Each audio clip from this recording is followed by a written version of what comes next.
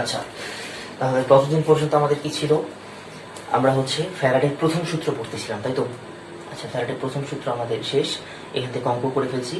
আর just এখন কি হচ্ছে, ফ্যারাডের দ্বিতীয় সূত্রটা হইলেই এই অধ্যায়, মানে এই অধ্যায়ের প্রথম অংশটা শেষ। ঠিক আছে, ফ্যারাডের দ্বিতীয় সূত্র আমাদের হইলেই এই অধ্যায়ের প্রথম অংশ, তড়িৎ বিশ্লেষ্য কোষ, এটা শেষ। এরপরে আজকেই হয়তো ইনশাল্লাহ দেখা যায় তড়িৎ রাসায়নিক কোষ শুরু করবো। ঠিক আছে?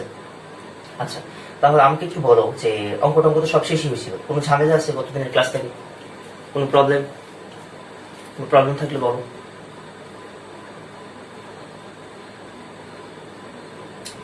আচ্ছা, হ্যাঁ, ইজি আছে মোটামুটি ফ্যারাডের প্রথম সূত্র।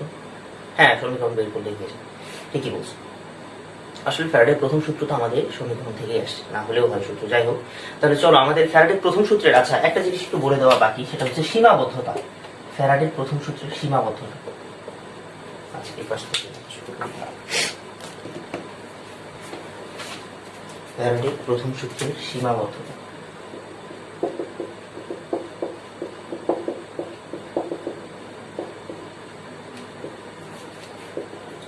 আচ্ছা, কি কি সীমাবদ্ধতা ফ্যারাডের প্রথম সূত্রে? আচ্ছা, প্রথম কথা হচ্ছে মূল সূত্রটা কিন্তু আসলে আমাদের, আচ্ছা মনে আছে পরিবাহী কয় প্রকার?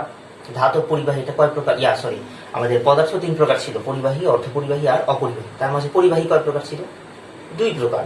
একটা ছিল তড়িৎ বিশ্লেষ্য পরিবাহী আর একটা ছিল ইলেকট্রনীয় পরিবাহী। তো এই ফ্যারাডের প্রথম সূত্রটা শুধু তড়িৎ বিশ্লেষ্য পরিবাহীর জন্যই চলবে, ইলেকট্রনিক পরিবাহীর ক্ষেত্রে এটা খাটাতে চান। এটা আসলে কোনো সীমাবদ্ধতা না, এটা এটার জন্য দেওয়াই সূত্র। আর তোমাদের বই সীমাবদ্ধতা লিখছে যে এটি শুধুমাত্র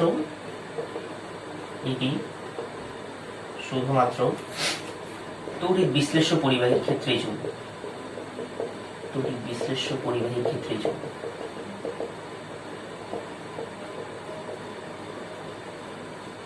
ঠিক আছে, ধাতব পরিবাহী বা ইলেকট্রনীয় পরিবাহীর ক্ষেত্রে ফ্যারাডের প্রথম সূত্র কাটবে।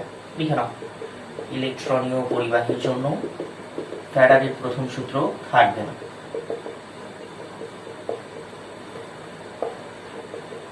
ঠিক আছে? আচ্ছা আচ্ছা, দ্বিতীয় কথা হচ্ছে, এটা একটা ইম্পর্টেন্ট কথা, আসলে এই সূত্র থেকে যে 100% ফলাফল সবসময় আসে এরকম না। ধরো আমি একটা এক্সাম্পল দিই, নাম্বার হচ্ছে, আচ্ছা আগে লিখে নাও, যেসব ক্ষেত্রে 100% তড়িৎ বিশ্লেষণ হয়, যেসব ক্ষেত্রে 100% তড়িৎ বিশ্লেষণ হয়, শুধু সেসব ক্ষেত্রেই ফ্যারাডের সূত্র দিয়ে বা ফ্যারাডের প্রথম সূত্র দিয়ে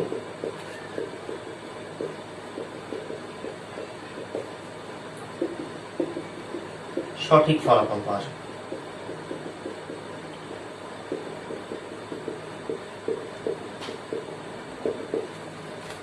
হান্ড্রেড পার্সেন্ট তড়িৎ বিশ্লেষণ হয় সেসব ক্ষেত্রে আমাদের কি হচ্ছে, ফ্যারাডের প্রথম সূত্র দিয়ে সঠিক ফলাফল পাওয়া যায়। আচ্ছা আচ্ছা, এবার এক্সাম্পল। আচ্ছা, যেমন ধরো আমাদের হচ্ছে এই যে 2টা পাত, একটা হচ্ছে ক্যাথোড আর একটা অ্যানোড। নেগেটিভের সাথে এটা হচ্ছে আমাদের ক্যাথোড, পজিটিভের সাথে এটা হচ্ছে অ্যানোড।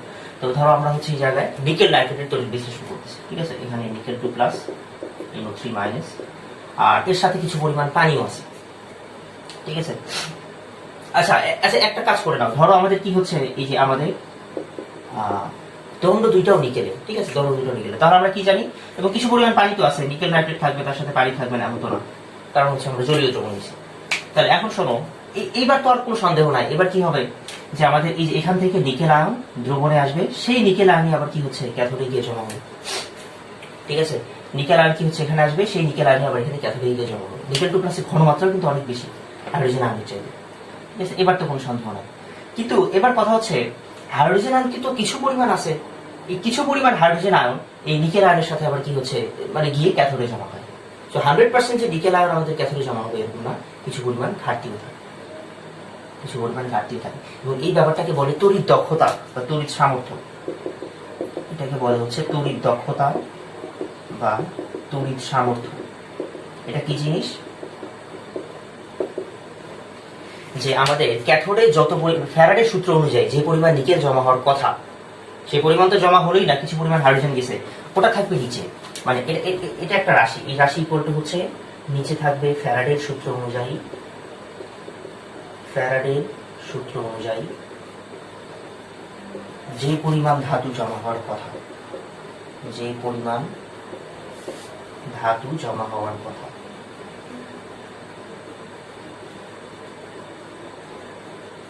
আর উপরে থাকবে যে আসলে যে পরিমাণ ধাতু জমা হয়েছে। ঠিক আছে, আসলে যে পরিমাণ ধাতু জমা হয় বা হয়েছে যেটা। তাহলে এই জায়গায় আচ্ছা এটার সাথে অবশ্য 100% গুণ দেয়, মানে এটা একটা পার্সেন্টেজ করে আর কি, যে তড়িৎ দক্ষতা বা তড়িৎ সামর্থ্য এটা ইকুয়াল টু হচ্ছে উপরে থাকবে আসলে যে পরিমাণ ধাতু জমা হয় আর নিচে থাকবে ফ্যারাডের সূত্র অনুযায়ী যে পরিমাণ হওয়ার কথা ছিল। ঠিক আছে, যেমন এই যে এই এক্সাম্পলটার ক্ষেত্রে এটা আসে কত জানো, মোটামুটি হচ্ছে 86% এর কাছাকাছি। 86% থেকে একটু বেশি আসে, চাই এত লাগবে না, মোটামুটি 86% এর মতো আসে। ঠিক আছে, নিকেল যে পরিমাণ জমা হওয়ার কথা তার চেয়ে কিছুটা কম, 86%। তাহলে সোজা কথা, যেসব ক্ষেত্রে 100% তড়িৎ বিশ্লেষণ হয়, যেমন এখানে 100% নিকেল নাইট্রেটের তড়িৎ বিশ্লেষণ হয় না। ঠিক আছে, 100% নিকেলই জমা হয় নাই, আবার সাথে পানি আছে।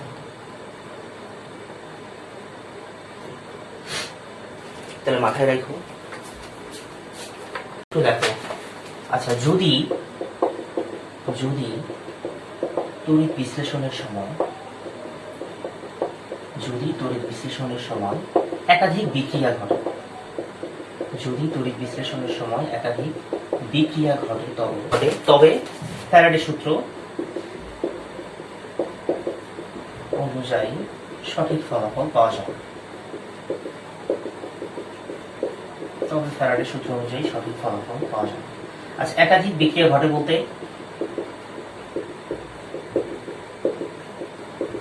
আমাদের এখানে যে লবণের তড়িৎ বিশ্লেষণ করতেছো, এই লবণের আয়নযুক্ত ধরো আরেকটা লবণ তুমি নিছো। ঠিক আছে, দুইটা লবণের মাঝে বিক্রিয়া হতেও পারে আবার, বা ধরো অন্য কোনো অ্যাসিড নিছো যার মাঝে এই আয়নটাই আছে।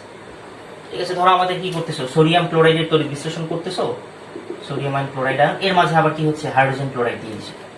ঠিক আছে, বা ধরো সোডিয়াম হাইড্রোক্সাইড দিয়ে দিছো, তখন এদের মাঝে বা অন্য কোনো লবণ ধরো জিঙ্ক ক্লোরাইড এরকম কোনো একটা লবণ দিচ্ছে বা জিঙ্ক সালফেট, তো এদের মাঝে যদি এবার বিক্রিয়া হয় তখন ফ্যারাডের সূত্র অনুযায়ী ঠিকঠাক রেজাল্ট পাওয়া যায়। ঠিক আছে, এটা হচ্ছে কথা। আচ্ছা চলো এবার ফ্যারাডের দ্বিতীয় সূত্র বলবো।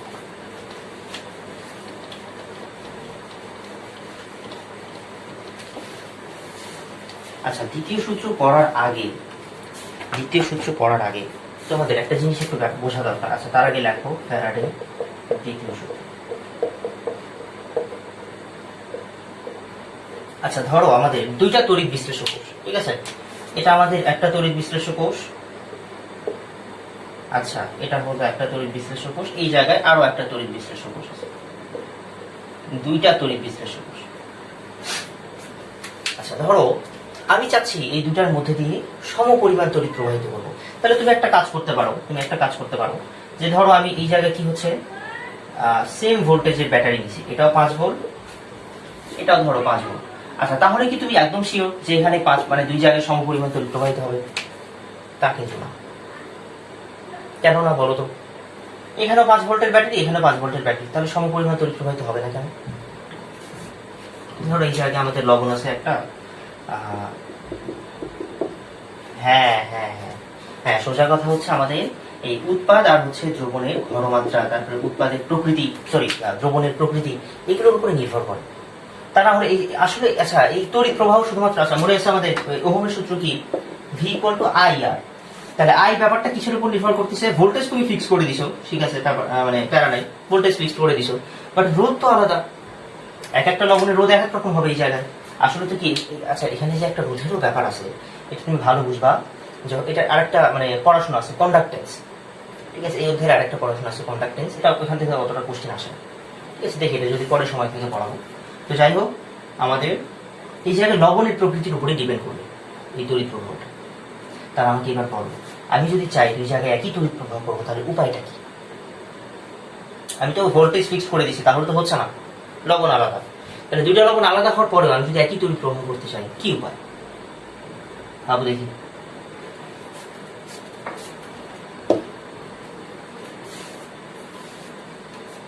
তাপমাত্রা কম বেশি করে দাও। আচ্ছা, দুইটা তো আমি পাশাপাশি রাখছি, হ্যাঁ সেটা বুঝে গেছি, সমস্যা নাই। যে আমি কি হচ্ছে, ধরো দুইটা দ্রবণ তো আমরা পাশাপাশি রাখছি, এই জায়গায় তাপমাত্রা একই রকম, তুমি কমানো বাড়ানো তো টাফ হবে। একটা জায়গার তাপমাত্রা কমাবো বাড়াবা। আচ্ছা, দ্রবণের ঘনমাত্রা কম বেশি করা, এর চাইতে ইজি কোনো প্রসেস আছে? ঠিক আছে, এটাও হবে, বাট এটাও ইফেক্টিভ প্রসেস না। ও আচ্ছা, বি প্লাস দিয়েছে মাইনাস। আচ্ছা, আর কোনো প্রসেস?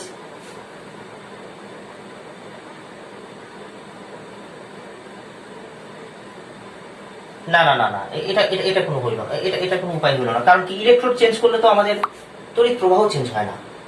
ইলেকট্রোড ধরো আমরা সবগুলোতে কি নিষ্ক্রিয় তড়িৎদ্বার ইউজ করছি, ঠিক আছে?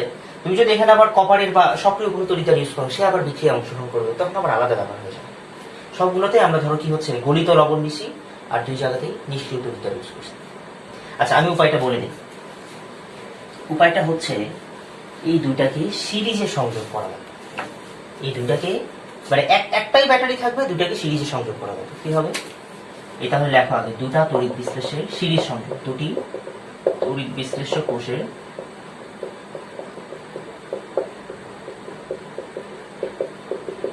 সিরিজ সংযোগ। আচ্ছা, ফার্স্টে বলো তো, তোমরা তো এরকম জিনিস পড়ছো যে আমাদের কি হচ্ছে, হ্যাঁ এটা তো সবকিছুই জানো যে দুইটা রোধ যদি কি থাকে, সিরিজে থাকে, তখন এই দুইটার মাঝে একই পরিমাণ তড়িৎ প্রবাহিত হয়। পড়ছো না? একদম সেম জিনিসটাই জায়গাতে, পুরোপুরি সেম জিনিসটাই জায়গাতে। আমরা কি করব? হ্যাঁ, সবার আগে আচ্ছা উপরে লিখলে মনে হয় ভিডিওতে দেখতে একটু প্রবলেম হয়, আমি এটা মিশাই দিই এই পাশে। আচ্ছা, তাহলে এই যে আমরা একটা পোস্ট নিলাম, না না আমি গতকাল বুঝছো মানে ভিডিও এডিট করার সময় দেখলাম যে এই জায়গাটা একটু ঝামেলা হয়, এই জায়গাতে আলো পড়ে দেখা যায়। আচ্ছা যাই হোক, তাহলে এই যে আমাদের দুইটা তড়িৎ বিশ্লেষ্য। আচ্ছা আচ্ছা, তাহলে কি যেন বলতেছিলাম? হ্যাঁ, দুইটা কোষের সিরিজ সংযোগ কিভাবে হবে। আচ্ছা দেখো, তাহলে এই জায়গায় কি করবা, একটা ব্যাটারি নিছো, ধরো ব্যাটারিটা একটু বড় সড়ো নিলা, ঠিক আছে, ব্যাটারি একটু বড় সড়ো নিলা। সিরিজ সংযোগের উপায় হচ্ছে তোমার এই যে ফার্স্টে এটাকে হচ্ছে পজিটিভের সাথে এই জায়গায় পজিটিভ যুক্ত করলা, এটা একটা অ্যানোড। আচ্ছা, এটা যদি অ্যানোড হয় এটা তো ক্যাথোড, এটা যদি পজিটিভ পাথ হয় এটা তো নেগেটিভ পাথ হবে, এটা শিওর। এটা ক্যাথোড আছে, নেগেটিভ পাথ। আচ্ছা, এই নেগেটিভ পাথের সাথে আবার বলো, এটা যদি এটার অ্যানোড হয়, প্রথমটা অ্যানোড যদি এটা হয়, তাহলে এটা অবশ্যই অ্যানোড হবে, এখানে পজিটিভ হবে তোমার অ্যানোড। তাহলে এই কি করবা, এই নেগেটিভ আর এই পজিটিভকে একত্রে যুক্ত করে দিবা, এই নেগেটিভ পজিটিভকে একত্রে যুক্ত করে দিবা, আর এটার সাথে এই এটা আবার এটা কি ক্যাথোড, বুঝছো? এই যে এটা হচ্ছে দুইটা তড়িৎ বিশ্লেষ্য কোষের সিরিজ সংযোগ। এই যে দেখো, ইলেকট্রন বের হবে এদিক দিয়ে, এই যে নেগেটিভ হয়েছে, এখানে ইলেকট্রন গ্রহণ করবে কোনো একটা পদার্থ, ধরো আমাদের এই যে এখানে এ প্লাস দিলাম, এ প্লাস ইলেকট্রন গ্রহণ করবে, আবার বি মাইনাস এখানে ইলেকট্রন দিবে, সেই ইলেকট্রন কি হচ্ছে আবার কি হচ্ছে, ইলেকট্রন দিবে, এটা পজিটিভ কি নিউট্রাল হবে। আবার এখানে আবার কি হচ্ছে, কোন একটা এম প্লাস, সেটা কি ইলেকট্রন দিবে, আর এখানে ছিল এক্স মাইনাস, সেটা এখানে ইলেকট্রন দিবে, সেটা আবার যাবে ব্যাটারি পজিটিভ। ঠিক আছে, এই যে এই বরাবর তড়িৎ প্রবাহ, আর উল্টা দিকে ইলেকট্রন প্রবাহ। এইবার তুমি 100% কনফার্ম দুটাতে একই পরিমাণ তড়িৎ প্রবাহ হচ্ছে, 100% কনফার্ম। দুইটা সিরিজ সংযোগ করেছো, এই যে এখানে যদি কোনো একটা অ্যামিটার নাও তাহলে বুঝতে পারবে। আচ্ছা, তাহলে এটা যখন বুঝলাম, এবার এই সংযোগের পর দুইটাতে যখন একই তড়িৎ প্রবাহ, এইবার তোমার কোশ্চেন হচ্ছে যে এ প্লাস এখানে কতটুকু জমা হবে, আর এম প্লাস এই ক্যাথোডে কতটুকু জমা হবে। একই পরিমাণ হবে না আসলে, কারণ কি হচ্ছে, দুটো তো আলাদা আলাদা পদার্থ, দুইটার তড়িৎ রাসায়নিক তুল্যাঙ্ক আলাদা। তো দুইটাতে একই পরিমাণ না হলেও ফ্যারাডে বলে গেছে যে দুইটাতে হওয়ার পরিমাণ, এই যে এই ক্যাথোডে এম প্লাস যতটুকু আর এই ক্যাথোডে এ প্লাস যতটুকু জমা হবে, এটা রাসায়নিক তুল্যাঙ্কের সমানুপাতিক। তাহলে এখানে একটু সংক্ষেপে লিখে নাও ফ্যারাডের দ্বিতীয় সূত্র, যে যদি দুটি তড়িৎ বিশ্লেষ্য পদার্থের মধ্য দিয়ে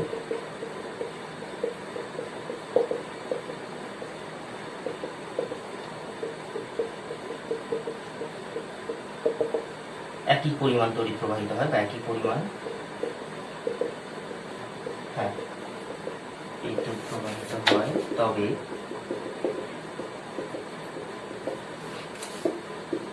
আপাতত আমরা ক্যাথোড দিয়ে সংজ্ঞা দিই, ঠিক আছে? ক্যাথোডে জমাকৃত পদার্থের ভর, ক্যাথোডে জমাকৃত পদার্থের ভর ওই পদার্থের রাসায়নিক তুল্যাঙ্কের সমানুপাতিক।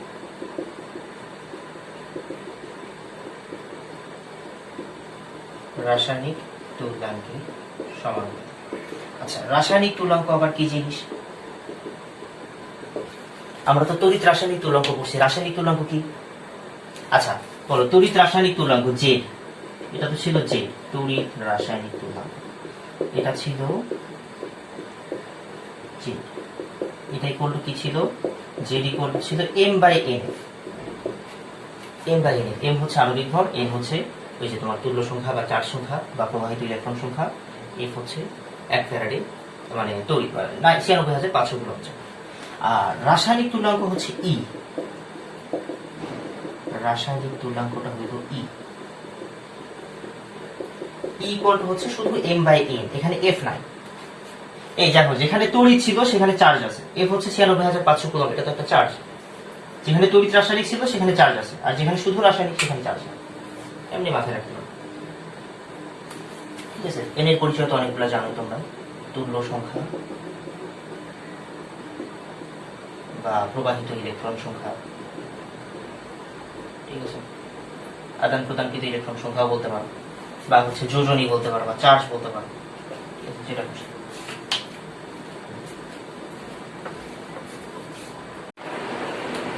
আচ্ছা, তাহলে এই জায়গায় আচ্ছা রাসায়নিক তুল্যাঙ্কের সমানুপাতিক তুমি যদি ইকুয়েশন দিয়ে লিখতে চাও কেমন হবে? ধরো আমাদের এই যে এম প্লাস জমা হবে W1 পরিমাণ, আর ধরে নাও এ প্লাস জমা হবে W2 পরিমাণ। তাহলে আমরা তো বললাম রাসায়নিক তুল্যাঙ্কের সমানুপাতিক, তার মানে W সমানুপাতিক হচ্ছে ই। এটা ফ্যারাডের দ্বিতীয় সূত্র, W সমানুপাতিক। তাহলে প্রথমটার জন্য W1 এটা সমানুপাতিক হবে E1, আর দ্বিতীয়টার জন্য W2 সমানুপাতিক হবে E2। তাহলে এই যে তুমি দুইটা থেকে একবার কি বলতে পারো? দুইটাই তো ধ্রুবক, সমান সমান ধ্রুবক। তাহলে ওকে বলতে পারো W1 by E1 equal to হচ্ছে W2 বাই, এটা জানি সবকিছু আমাদের রাসায়নিক তুল্যাঙ্কের সমানুপাতিক।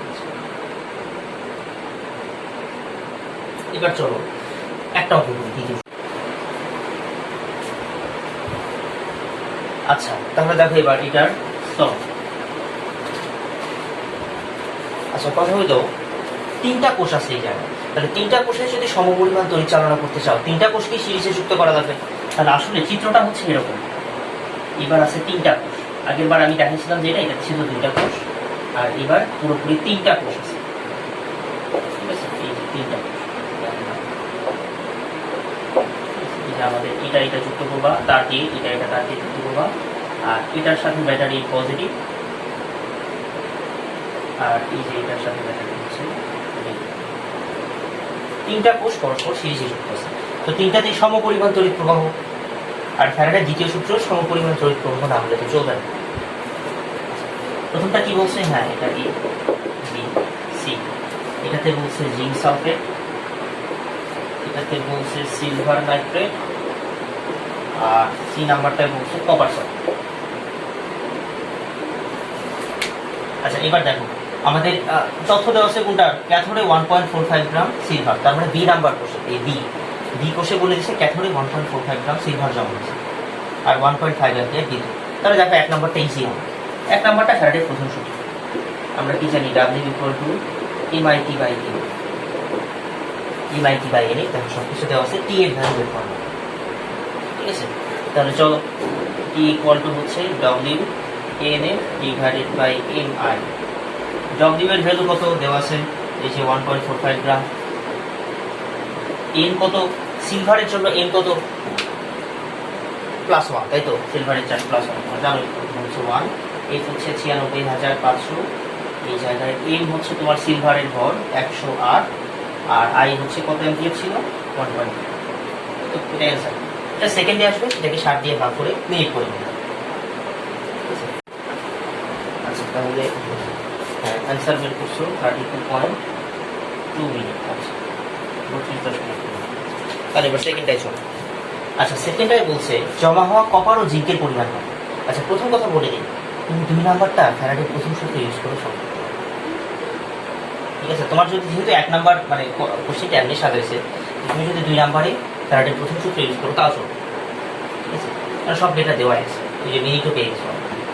এই দেখো যদি এখানে যদি 32.2 মিনিট ধরে তড়িৎ প্রবাহিত হয়, তার মানে এখানেও 32.2, এখানেও 32.2। আবার সব জায়গাতেই তড়িৎ প্রবাহ কত 1.5 অ্যাম্পিয়ার, তাহলে ক্যাভিং বের করতে হবে। আচ্ছা, বা যদি দ্বিতীয় সূত্র ইউজ করো তাহলে কেমন হবে?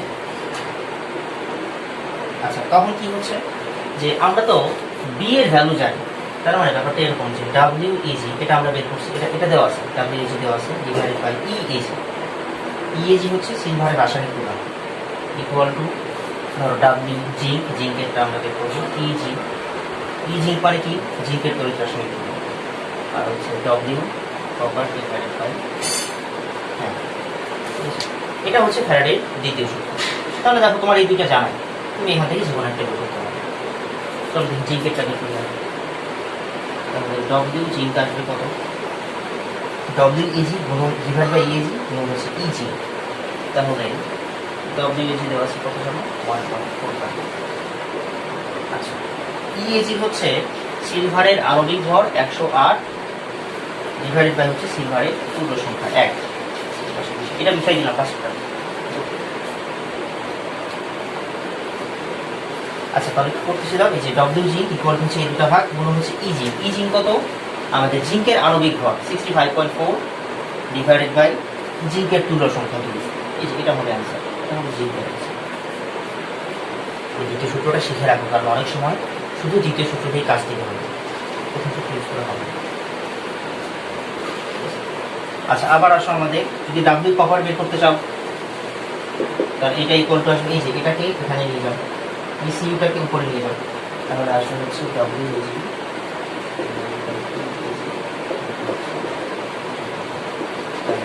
108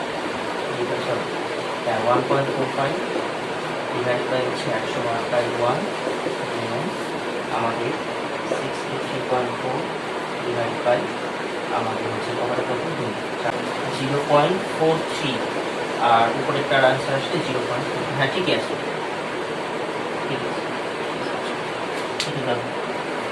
তাহলে অনেক সময় আমাদের দ্বিতীয় সূত্রটা ইম্পর্টেন্ট, কারণ ধরো এইভাবে বলবো যে ক্যাথোডে এই যে 1.45 গ্রাম সিলভার জমা, এই তথ্যটা যদি না দিত তাহলে তোমার কি হতো? শুধু দ্বিতীয় সূত্র ইউজ করবে, ঠিক আছে?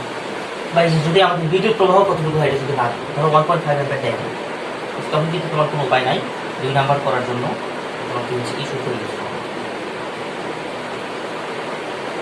আচ্ছা, তাহলে চলো আমাদের দ্বিতীয় সূত্র কেমন।